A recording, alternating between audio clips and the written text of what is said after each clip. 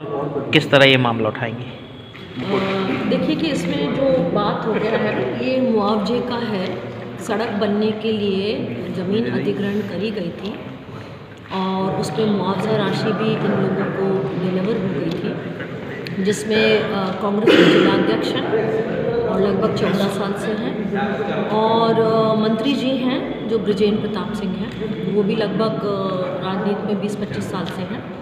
अब इसमें सबसे बड़ी समस्या ये आती है कि ये जो देवर भाभी जो महागठबंधन एक्सप्रेस चल रही है उसके चलते हमारा जो 6 लेन बनना था वो भी नहीं बना और जो 4 लेन बना है वो भी जिस जगह से उसको कर्व दिया जहाँ ज़मीन जानी थी वो भी एक एक्सीडेंटल प्रोन एरिया है और कुछ भाग मोहन निवास पैलेस का जाना था। अब इन लोगों का तर्क ये है और दूसरी बात ये है कि जो ज़मीन ऑलरेडी गवर्नमेंट को जा चुकी है, जिसका मुआवजा उठ चुका है, उस पर रेंट भी लिया जा रहा है लगातार। तो इसमें कुल मिला के बहुत ज़्यादा भ्रष्टाचार है और अब अभी हमने जो आरटीआई के तहत इसकी पूरी इन्फॉर्मेशन निकाली है।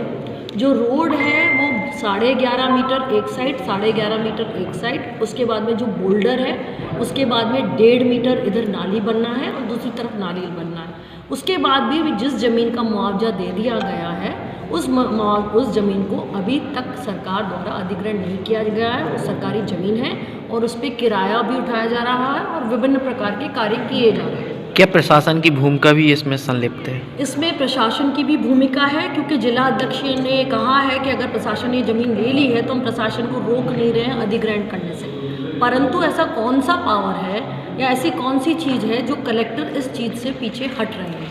चाहे मंत्री जी की ज़मीन हो, चाहे वो प्रदेश अध्यक्ष की हो, और क्योंकि ये दोनों रिश्तेदार हैं, देवर भाभी गठबंधन है, तो कांग्रेस से भी कुछ नहीं हो सकता है, बीजेपी से भी कुछ नहीं होता आ रहा है। आप क्या चाहती हैं?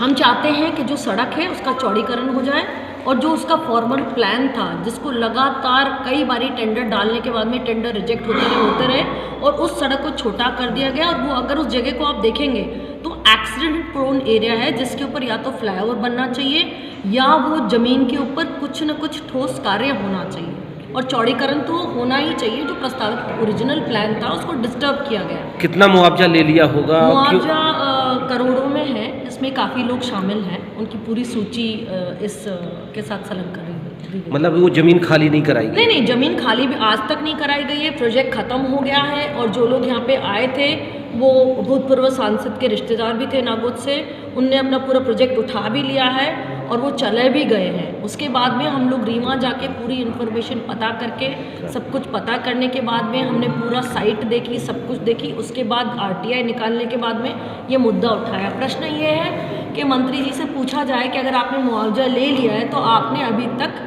ज़मीन को सुपुर्द क्यों नहीं किया है। दुर्घटनाओं की भी संभावना है। दुर्घटनाओं की तो वहाँ इतनी ज़्यादा संभावना है, आए दिन दुर्घटना हो रही है। अगर आप उस मोड़ को देखें और अगर किसी अच्छे इंजीनियर को बुला लें या उस पर एक जांच हो तो आपको पता पड़ेगा कि वहाँ कितनी अनियमितता है। मतलब ये कहें कि बीजेपी और कांग्रेस के लोग सब शामिल हैं? बिल्कुल, वो तो देवर भाभी का गठबंधन चल रहा है, महागठबंधन। उसमें दिव्या रानी भाभी हैं और देवर बृजेंद्र सिंह इटोरी है, उनका घर घर का मामला है। कांग्रेस भी उनकी, बीजेपी भी उनकी, चित भी मेरा, पट भी मेरा, अंटा मेरे बाप का।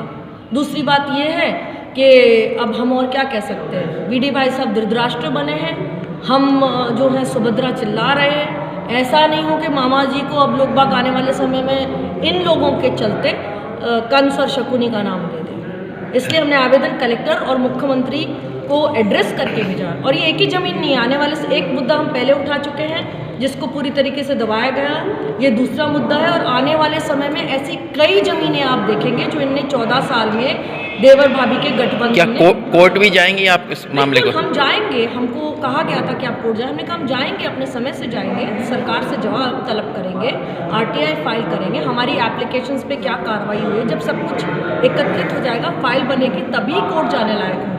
इस वक्त तो हमारे को अभी गवर्नमेंट की तरफ से कोई जवाब भी वापस नहीं